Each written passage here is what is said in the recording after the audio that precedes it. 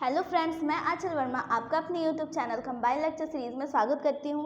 और यह हमारी हिंदी की क्लास है। और पिछली क्लास में हमने जाना था विसर्ग संधि के बारे में और उसके 6 नियम के बारे में। और आज हम उसी को कंटिन्यू करेंगे, मतलब उसके 5 और नियम हैं, उसको हम जानेंगे। तो आइए जानते हैं विसर्ग संधि।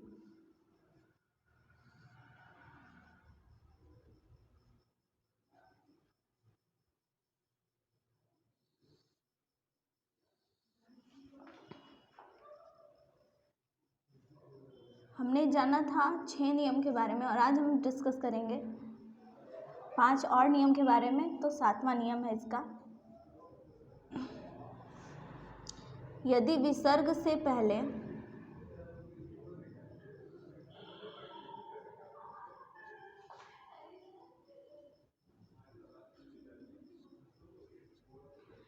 अ और आ को छोड़कर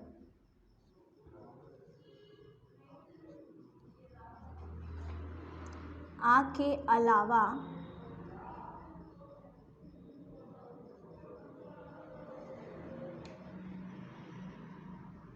अन्य स्वर आए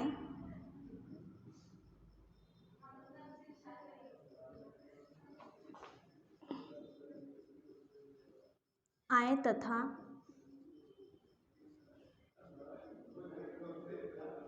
तत्पश्चात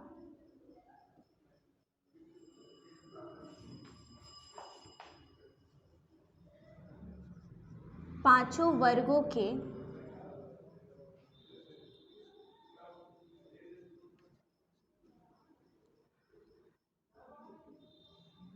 तीसरा, चौथा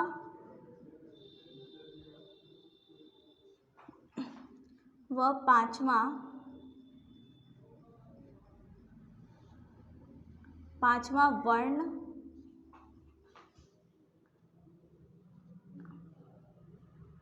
वर्ण या य, र, ल, व तथा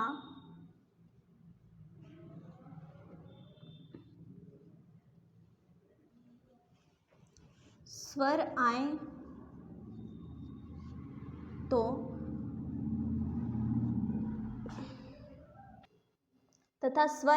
तो विसर्ग के स्थान पर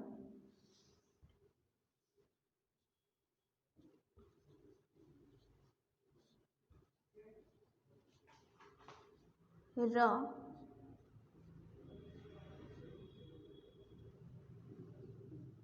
हो जाता है।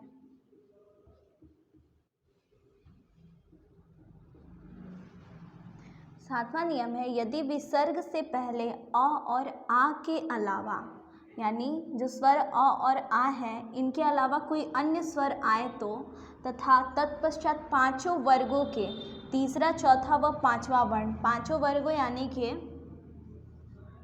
क वर्ग, च वर्ग,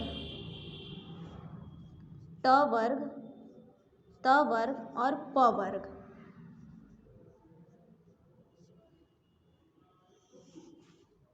इसका तीसरा, चौथा और पांचवा वर्ण यानी कि ग, घ, अंग,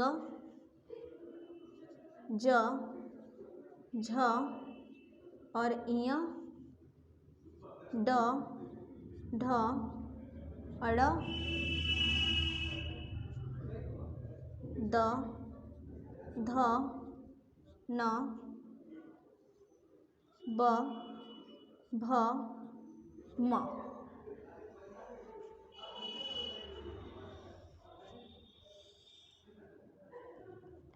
इन तीसरा, चौथा और पांचवा वर्ण यानी कि इन तीनों वर्णों में से कोई भी वर्ण आए तो, और य, र, ल, व और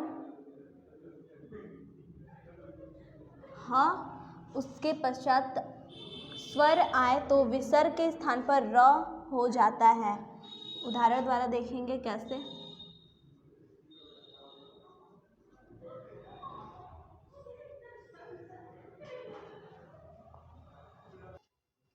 तो उदाहरण द्वारा देखेंगे तो इसमें पहला है निह प्लस भय और दूसरा है निह प्लस गुण। तो जैसा कि हम देख रहे हैं ये विसर्ग है, विसर्ग के पहले अ और आ स्वर, अ और आ स्वर के अलावा अन्य स्वर, यानी यहाँ छोटी ई स्वर है तो विसर्ग से पहले छोटी ई आया है प्लस भय, यानी कि पांचों वर्गों के तीसरे चौथे पांचवें वर्ण या य र ल व ह तथा स्वर आए तो यहाँ पे भ है, यानी कि प वर्ग का चौथा वर्ण है ये भ। तो यहाँ पर ये आए तो अब विसर्ग के स्थान पर आधा र हो जाएगा, यानी कि यह हो जाएगा। तो आइए देखते हैं कैसे। तो निर भय, इसी प्रकार यह दूसरे उदाहरण को देखेंगे। नि प्लस गुण, विसर्ग से पहले छोटी ई प्लस ग है तो यह क वर्ग का तीसरा है वर्ण ग, ये भी विसर्ग के स्थान पे आधा र हो जाएगा, निर्गुण। अब हम बात करेंगे आठवें, तो हम जानेंगे आठवें नियम के बारे में।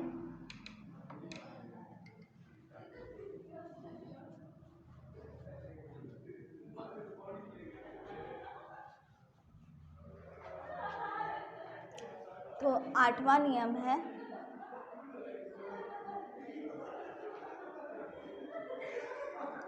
यदि विसर्ग के पहले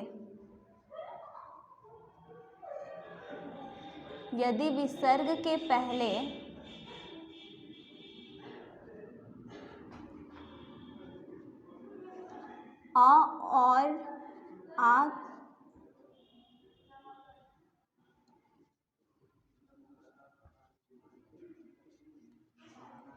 आ के अलावा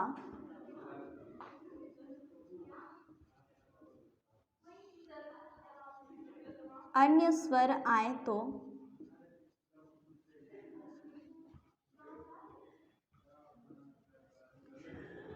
तथा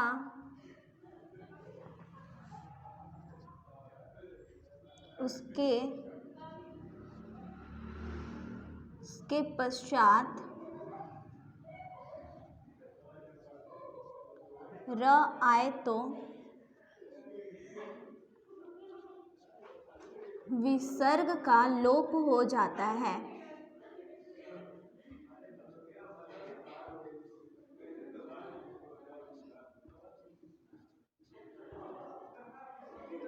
लोप हो जाता है अर्थात विसर्ग का लोप हो जाता है। लोप मतलब छिप जाता है, यानी विसर्ग छिप जाता है। यदि विसर्ग के पहले उसके पश्चात र आए तो विसर्ग का लोप हो जाता है और विसर्ग के पूर्व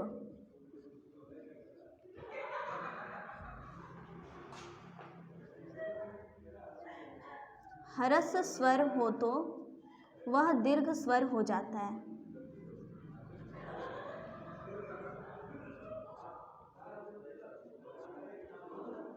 दीर्घ स्वर हो जाता है।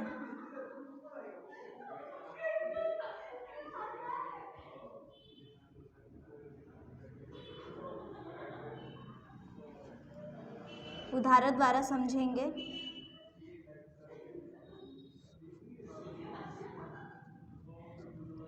पहला है निह प्लस रस और दूसरा है निह प्लस रज।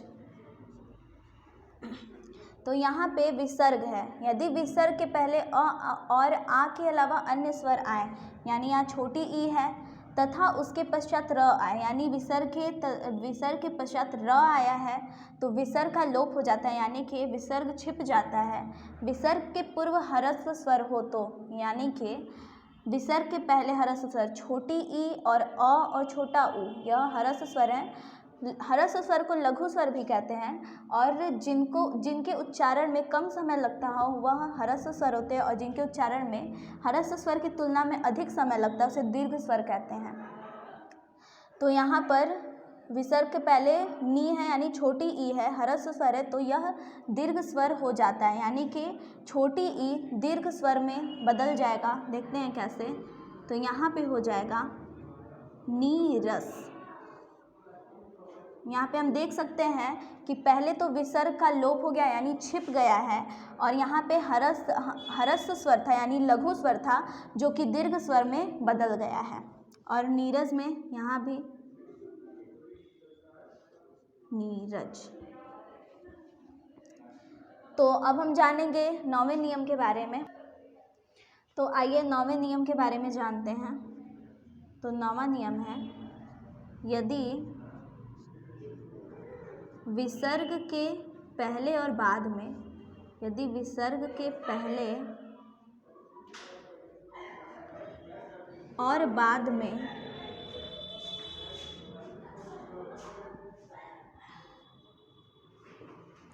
अवर्ण आए तो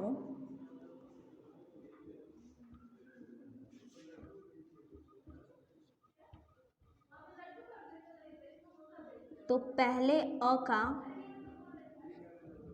अ के स्थान पर, तो पहले अ के स्थान पर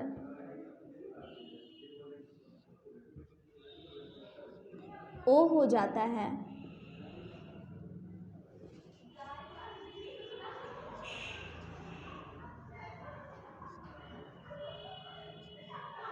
तथा दूसरे अ के स्थान पर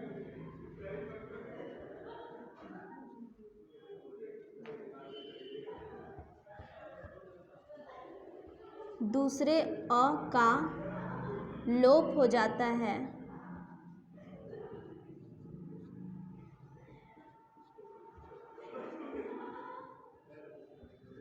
और उसके स्थान पर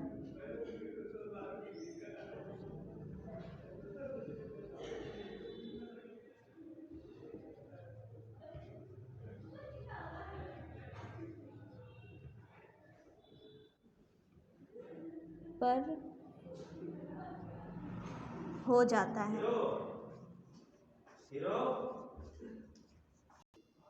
हो जाता है। उदाहरण द्वारा समझेंगे।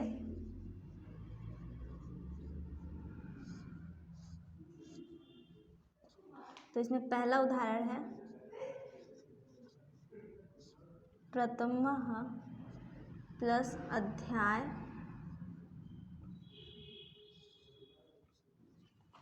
और मनः प्लस अनुसार।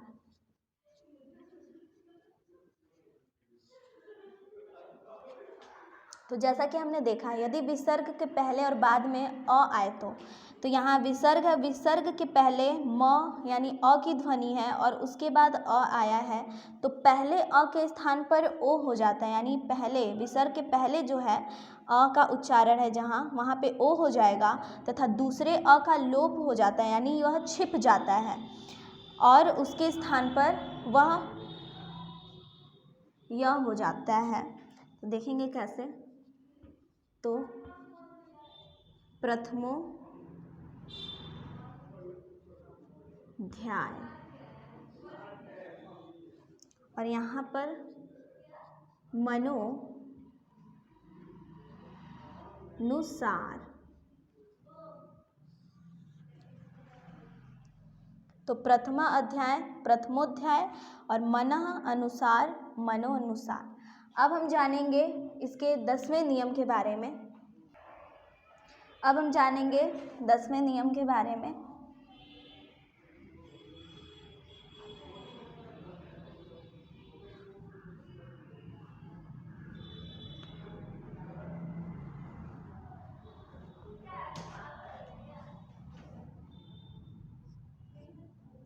तो यदि विसर्ग से पहले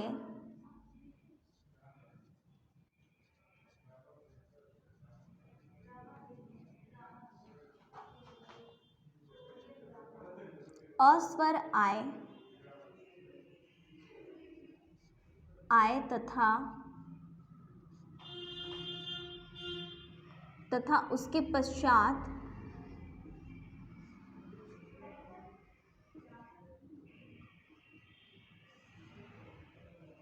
अ के अलावा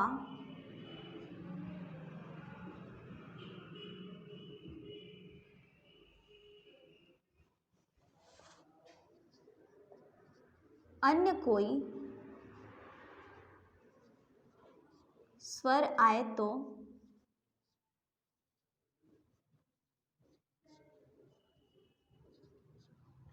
विसर्ग का लोप हो जाता है, अर्थात छिप जाता है, लोप हो जाता है।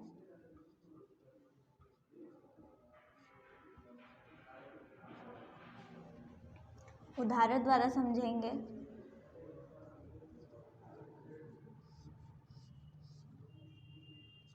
तो इसमें है अतः प्लस एव। यहाँ पे विसर्ग के पहले अ आए तो, यहाँ विसर्ग के पहले तो यानी कि इसमें अ का ध्वनि है तथा उसके पश्चात अ के अलावा अन्य कोई स्वर आए तो, यानी कि यहाँ पे अ के अलावा ए है जो स्वर है, अ के अलावा है मतलब अ के अलावा अन्य कोई स्वर आए तो यहाँ पे ए है जो स्वर है, तो विसर्ग का लोप हो जाता है, यानी कि यह विसर्ग है यह छिप जाता है। अत एव हो जाएगा, विसर्ग छिप जाएगा। अब हम जानेंगे 11वें नियम के बारे में। तो अब हम जानेंगे 11वें नियम के बारे में।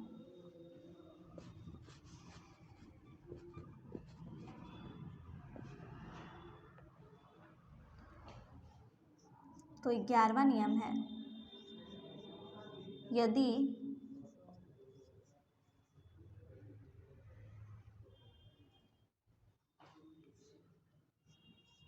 यदि विसर्ग से पहले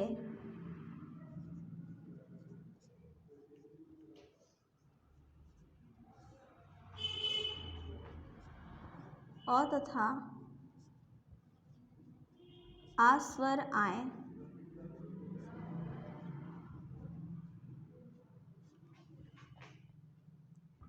तत्पश्चात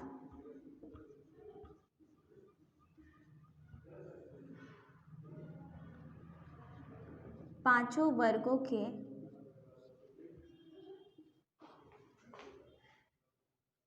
तीसरे, चौथे और पांचवें वर्ण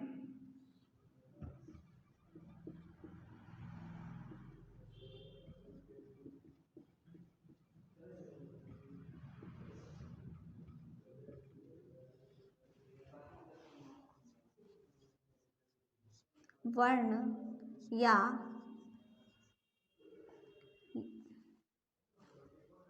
य, र, ल, व आए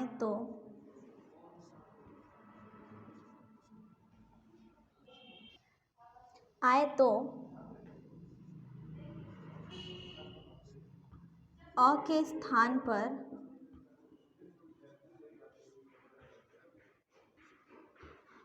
ओ हो जाता है।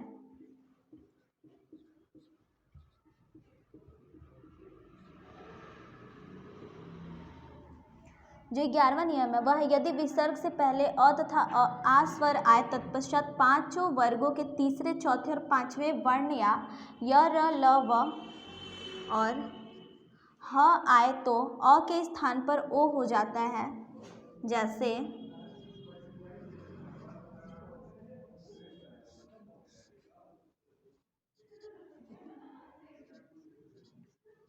मन प्लस ज और यश प्लस दा। तो यहाँ पे विसर्ग है, विसर्ग से पहले अ उच्चारण है, यानी न में अ की ध्वनि है, तत्पश्चात पांचों वर्गों के तीसरे, चौथे और पांचवें वर्ण, यानी कि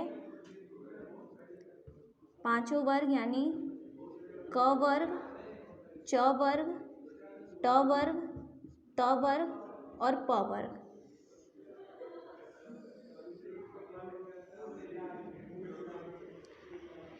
यह तीसरा वर्ण वर्ग, चौथा पांचवा वर्ण। तो क वर्ग का ग, घ, अंग, च का ज, झ, इय, ट का और द, ध, न और प का ब, भ, म। यानी कि मन प्लस ज यहाँ पे हुआ। यह विसर्ग से पहले अ की ध्वनि है और उसके पश्चात चौथे पाँचवें, तीसरे चौथे और पाँचवें वर्ण या य, र, ल, व, ह आए तो अ के स्थान पर ओ हो जाता है। यानी कि ये जो अ की ध्वनि है यहाँ पर ओ की ध्वनि हो जाएगी। तो यहाँ पर विसर्ग से पहले अ आया है और ज, यानी कि हम देख सकते हैं कि च वर्ग का तीसरा वर्ण है यहाँ पर ज। तो इसको इस प्रकार से परिवर्तित करेंगे मनोज। यानी कि अ की अ ध्वनि के स्थान पर ओ की ध्वनि हो गई।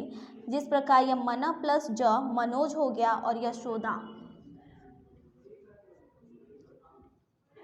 और यहाँ पे यशोदा इस प्रकार हुआ। यहाँ पे विसर्ग से पहले श यानी अ की ध्वनि है और दा यानी कि यह त वर्ग का तीसरा वर्ण है। तो यहाँ पे यशोदा हो जाएगा। तो आज हमने जाना विसर्ग संधि के 5 जो हमारे बचे हुए थे नियम, उसके बारे में। अगर आपको इसमें कुछ भी डाउट हो तो आप कमेंट करके पूछ सकते हैं। तब तक के लिए thank you and bye bye.